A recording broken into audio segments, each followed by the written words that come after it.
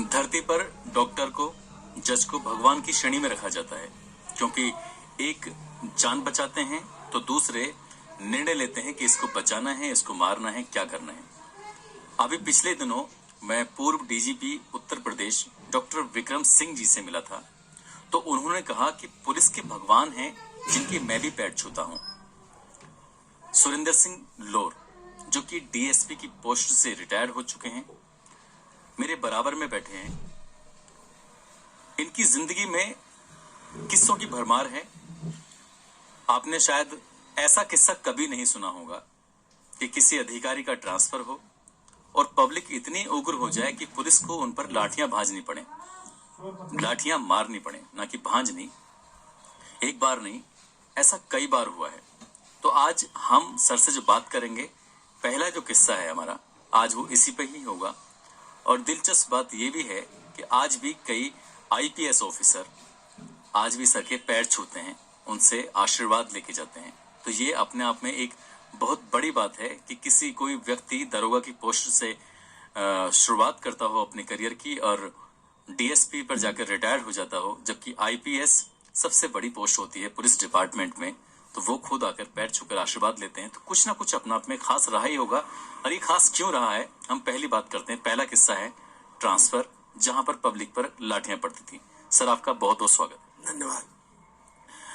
क्या मामला रहा होगा कि मैंने जैसे क्या सोशल मीडिया पर गूगल में सर्च करता हूं, देखता हूं, तो सब पता चलता है कि कई बार लाठियां लोगों पब्लिक को खानी पड़ी आपकी वजह से। क्या वजह रही थी, क्या मामला था वो?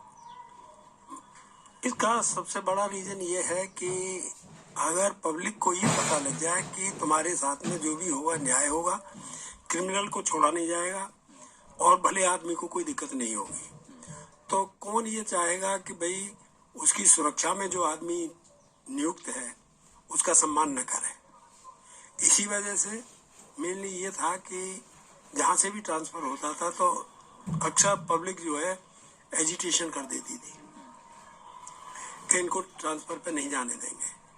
और कितने ही विधायक भी, मंत्री भी, मुख्यमंत्री तक ये कहते थे कि भाई लोर को वहाँ रखा जाए या न रखा जाए।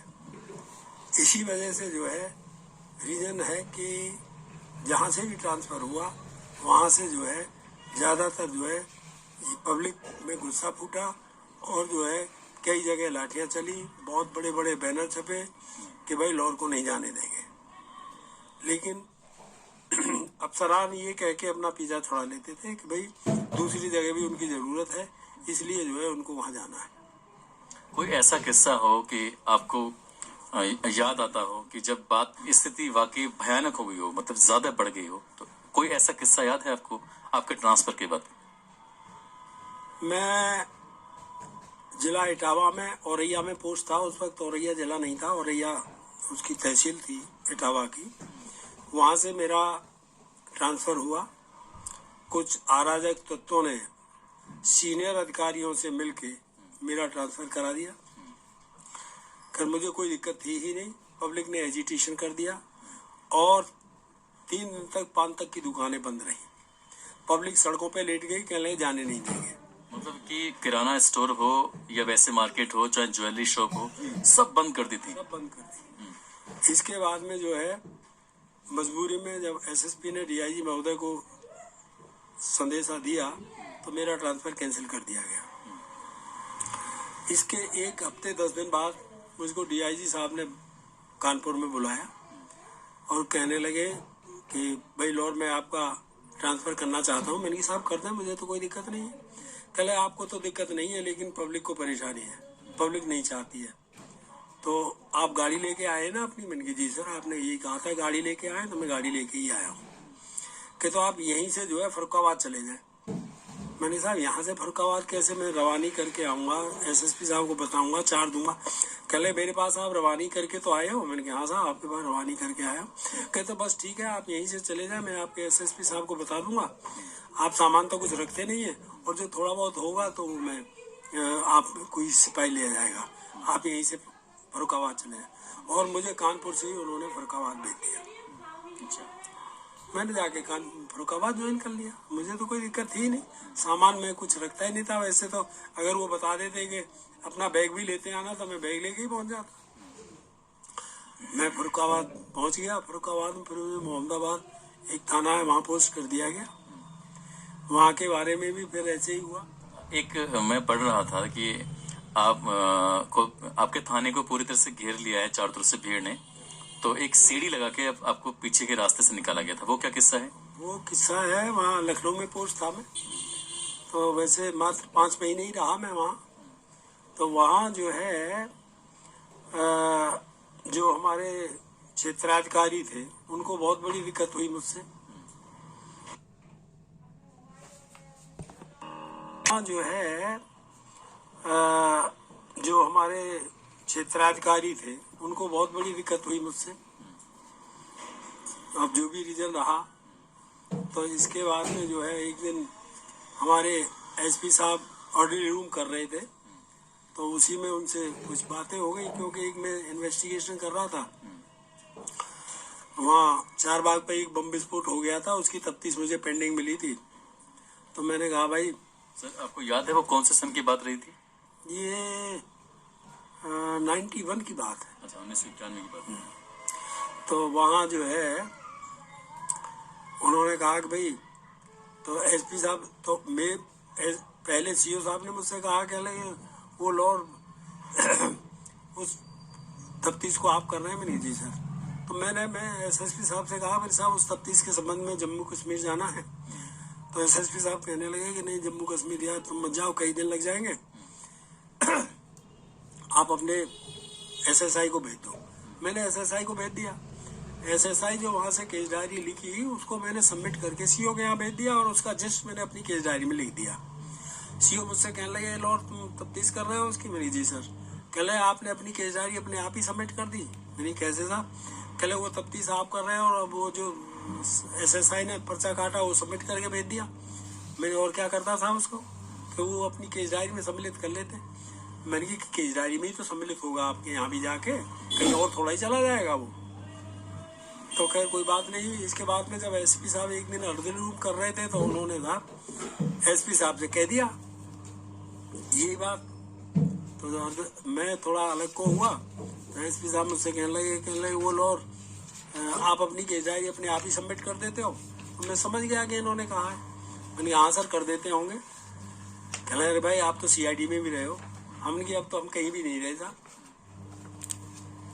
कह रहे ऐसी कैसे बात कर रहे हो भाई, जैसी आप कर रहे हो वैसी मैं कर रहा हूँ साहब। जब मैं कुछ जानता ही नहीं तो मैं तो कहीं भी नहीं रहा। तो उन्होंने एसपी साहब को भी शायद पता लगा होगा। उन्होंने कहा कि मुझसे तो ये सीओ साहब कह रहे हैं। मैं सीओ साहब कह रहे हैं तो गलत कह रहे हैं। तो सीओ साहब एकदम बोले कि मैं गलत कह रहा हूँ। मैं बिल्कुल आप गलत कह रहे हैं। क्या तो फिर देखा जाएगा? मैं फिर क्यों देखा जाएगा, अभी देखा जाएगा। कह रहे आप यहाँ लंबरदारी कर रहे हो? मैं लंबरदारी तो करूँगा ही, एसएसपी ने पोस्ट कर रखा है मुझे लंबरदारी करने। कह रहे मैं सीओ हूँ। मैंने होंगे आप सीओ? कह रहे दिमाग खराब ना हो। इतना कहते मैं खड़ा हो गया। मैं तेरी ऐसी तैसी बेईमान कहीं के हराम की नहीं मिल रही है, तो तंग कर रखा है। अब साहब एसपी साहब जब मैं खड़ा हो गया तो एसपी साहब ने उनको सीओ कहा, सीओ आप जाएं। तो वो तो चले गए। मैंने सोचा मैंने अब तो सस्पेंड नहीं होंगे, तो मैं ढंग से ही सस्पेंड हूँ। मैंने अपनी चादर जो मेरी बिछी हुई थी एक छोटी सी कोठरी में, जमीन पे ही सोता था, तो वो उठा के मैंने दरवाजे में बिछा दी। अब चादर का एक ठोक एसपी साहब के हाथ में, एक मेरे में। कह रहे और क्या कर रहे हो तुम, ये राजधानी है, बवाल हो जाएगा। मैं बवाल तो करना ही था, ये बदतमीजी करते हैं। कह रहे मैं देखूंगा। मैंने आप ही क्या देखेंगे, आप भी इनकी सी कहोगे? कह रहे नहीं मेरे पे विश्वास रखिए। मैंने ये गेस्टेड अफसर, मैं नॉन गेस्टेड। तो कह रहे आप मेरे पे विश्वास रखिए। खैर वो पानी लाओ, मुझे पानी पिलाया 2 गिलास। खैर मामला शांत हुआ। इसके बाद में जो है सुबह को मैं एसएसपी साहब के यहाँ पहुंच गया, तो वहाँ एसपी सिटी बैठे ही थे। तो मैंने एसएसपी साहब से कहा, मैंने साहब ये रात की घटना के बारे में एसएसपी साहब ने एसपी सिटी साहब ने बता दिया होगा, और न बताया हो तो मैं बताऊं? कह नहीं मुझे पता लग गया। तो मैंने सर आप कुछ कर रहे हैं या मुझे ही कुछ और करना पड़ेगा? कह भाई शाम तक का मौका दो। खैर उनका सीओ साहब का दूसरे उसमें ट्रांसफर कर दिया, सीओ बाजार खाला से सीओ महानगर कर दिया। अब महानगर मैंने सोचा मैंने ये तो कुछ भी नहीं हुआ, मैंने यहाँ न रहा वहाँ रहा। तो मैं चला गया डीजी साहब के यहाँ। तो डीजी साहब ने मुझे देखती कहा, कहने लगे हाँ बताइए। मैंने कहा साहब वो रात ऐसे, कहले वो तो बाद में सुनूंगा, ये क्या छपा है। उन्होंने मेरे सामने अखबार रख दिया, उसमें छपा था लाहौर विधानसभा के सामने भूख हड़ताल करेंगे। मैंने कहा साहब विधानसभा के सामने की बात तो नहीं थी, ये तो थाने के सामने की बात थी। कहते ये कैसे छप गया। मैंने जी क्या, कहले आप पहले ये पूछ के आओ तब मैं सुनूंगा।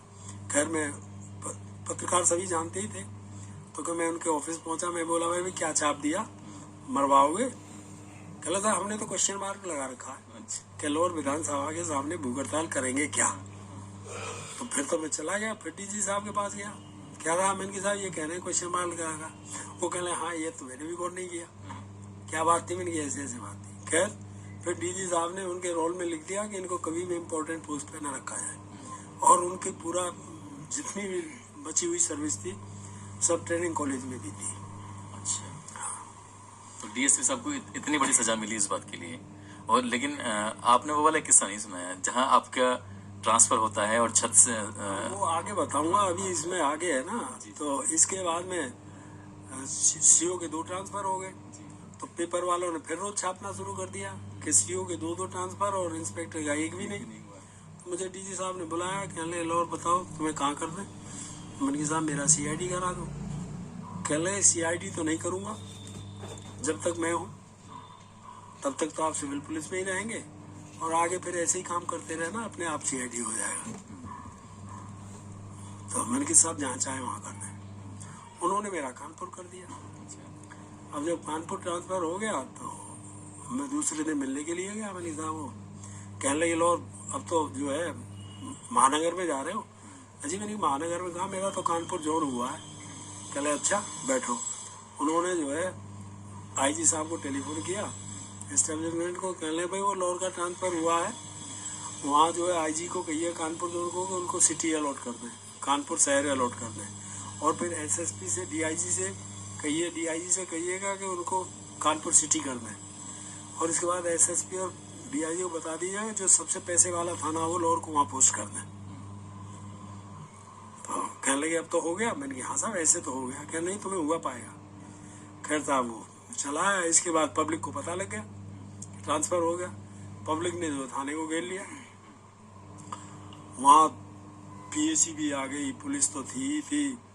वहाँ साहब बहुत बवाल हुआ। इसके बाद में वहाँ जब ज़्यादा उग्र भीड़ हो गई तो वहाँ पे लाठीचार्ज हो गया। लाठीचार्ज होने के बाद में रात में ही फिर एसएसपी साहब आए। थाने पे से पब्लिक हटी नहीं। तो एसएसपी साहब कह लगे लो तुम यहाँ रहोगे तो सुबह को यहाँ गोली चलेगी और इसकी जिम्मेदारी तुम्हारी होगी। एसएसपी कौन थे उस टाइम पे? अब नाम न लगाए कौन है। कोई बात नहीं, नाम न। हाँ तो वहाँ से साहब जो है मुझे सीढ़ी लगा के वहाँ पीछे को कूदा दिया। मैं अपना सामान कुछ था ही नहीं, मैं आके स्टेशन से बैठ गाड़ी में अपने घर आ गया। खैर फिर जो है कानपुर मैंने ज्वाइन कर लिया। कानपुर मेरा फिर पोस्टिंग हो गया। कितनों को ही चोट लगी, उनके नाम भी हैं, पेपर में भी छपा है। अखबार में छपा था कि आपके ट्रांसफर के बाद लोग भीड़ उग्र हो गई थी और भीड़ को शांत करने के लिए पुलिस को लाठियां चलानी पड़ी। तो सर कितनी बार ऐसा रहा होगा कि आपका ट्रांसफर होता था और पब्लिक पिटती थी आपके जाने के बाद? लगभग अंदाजा में ये हुआ ही, यहाँ हुआ, मुजफ्फरनगर में ऐसे ही हुआ। जब मैं पहले मुजफ्फरनगर में था वहाँ भी ऐसा हुआ। तो मेरा पब्लिक विरोध तो करती ही थी और पेपरों में छपता था। सीनियर ऑफिसर से पब्लिक मिलती थी कि उनको न जाए, भेजा जाए, वहीं रहने दिया जाए। बल्कि एक बार मैं जब मुजफ्फरनगर में था वहाँ एक मीटिंग कर रहे थे कप्तान साहब, तो कहले पब्लिक से कहा भाई हाँ बताइए और कुछ बताइए। तो एक बुढ़े चौधरी खड़े हो गए, कहने लगे भाई कप्तान साहब तुझे मैं यूँ कहूँ कि तू इस लाहौर को भगत जी को यहीं रहने दे जिंदगी भर। कहने लगे कि तुम इसका प्रमोशन नहीं चाहते? कि हम इसका प्रमोशन कुछ नहीं चाहते, हम ये चाहते हैं भाई ये यहीं रहे और तेरे बस की तनख्वाह देनी ना हो तो तुझसे 10 रुपए फालतू हमेशा देंगे। मतलब ये बात जब हुई तो उसके बाद एसएसपी थे, एसपी साहब थे। एसपी साहब तो बहुत ज्यादा नाराज हुए होंगे। नहीं नाराज कुछ नहीं हुआ। भगत जी कहते थे, भगत जी के नाम से, उसी नाम से जानते हैं। आपको जब भगत जी कहते थे तो आपका भगत जी नाम कैसे पड़ा? लोग कहने लगे, देख के हिसाब किताब जो है कहने लगे। मैंने तो किसी से कहा नहीं कि भाई मुझे भगत जी का, और कौन किसके कहने से किसे कहता है। जब उन्होंने देखा हिसाब किताब, कोई सामान नहीं रखते, ना किसी से डरते हैं, ना कोई काम, जो भी है जो सही है वो करना है, तो पब्लिक कहने लगी। खाने को मैंने 2-2 साल तक मैंने खाना नहीं खाया। एक्चुअली मैं जहाँ रहता था मैं उस क्षेत्र से कोई चीज़ खरीदता भी नहीं था, जिससे कोई ये ना कह दे कि साहब जो है भाई कोतवाल साहब के लिए जा रहा है तो ये वैसे तो 100 रुपये की थी लेकिन 90 रुपये दे जाओ। तो जो है इसलिए मैं अपना जो है, पहले मैस भी नहीं थे थानों में, अब तो खैर बहुत सुविधाएं हो गई हैं, तो मैं अपना खाना जो है बना लेता था। और नहीं तो जो है अपना ज़्यादातर 2-2 साल मैंने लौकी खा के ही टाइम व्यतीत कर दिया। अपना 2 रुपये की लौकी ले ली, 1 किलो छील के वैसे ही ककड़ी की तरह खा ली, और बस ठीक है। कभी दूध पी लिया थोड़ा बहुत, कभी केले वेले खा लिए। उत्तर प्रदेश की पुलिस में डीएसपी से रिटायर्ड सुरेंद्र सिंह लोर की ईमानदारी के किस्से सुनाए जाते हैं। किस्से क्यों ना सुनाए जाएंगे, क्योंकि अपनी जीवन काल में जितनी भी सर्विस की है उसमें ना तो किसी बदमाश को गोली से मारा है, उसका एनकाउंटर किया है, और ना ही किसी को थप्पड़ मारा है। फिर भी बदमाशों के हौसले पस्त हो जाया करते थे जब उन्हें यह पता चलता था कि सुरेंद्र सिंह लोर की पोस्टिंग हो गई है। तो ऐसी व्यक्ति को भला आम जनता, क्योंकि आम जनता के लोग जो होते हैं वो उनकी संख्या ज्यादा होती है, बदमाश मुट्ठी भर भी होते हैं, मुट्ठी भर से भी कम होते हैं, 1% भी नहीं होते, 1% भी नहीं होते हैं। कहते हैं कि अगर पुलिस अपना ईमानदारी से काम करे तो बदमाश शहर छोड़कर, गांव छोड़कर भाग जाते हैं। इनका जब पोस्टिंग होती थी सर की तो वो भी भाग जाया करते थे। अब ये जो पोस्टिंग लेने के लिए जाया करते थे महज एक थैला होता था। आजकल तो लोग बड़े बड़े गाड़ियों से चलते हैं, तमाम सामान उनके साथ होता है। महज एक थैले में पूरा सिस्टम होता था। एक दिलचस्प बात जो उन्होंने खुद से बताई है कि जब हम शेप बनाते हैं तो उसमें इरेजर के साथ ब्लेड लगाना पड़ता है, तो आप सिर्फ ब्लेड लगाया करते थे, इरेजर का इस्तेमाल ही नहीं करते थे। एक ब्लेड से 3-3 बार शेप कर लिया करते थे। ये तो वाकई अपने आप में चमत्कार जैसी वाली बात हो गई कि इरेजर ना हो और ब्लेड से ऐसे ही खुरस लिया जाए। जब कभी ट्रांसफर होता था तो जाकर किसी भी रेलवे स्टेशन की जो बेंच पड़ी होती है वहां जाके सो जाया करते थे। तो एक फकीरी टाइप का जीवन इन्होंने जिया है, और इसीलिए इन्हें ईमानदारी के लिए पूजा जाता है। इसलिए उत्तर प्रदेश की पुलिस इन्हें भगवान का दर्जा देती है, और इसीलिए आईपीएस ऑफिसर न केवल प्रणाम करते हैं बल्कि पैर छूकर आशीर्वाद लेने के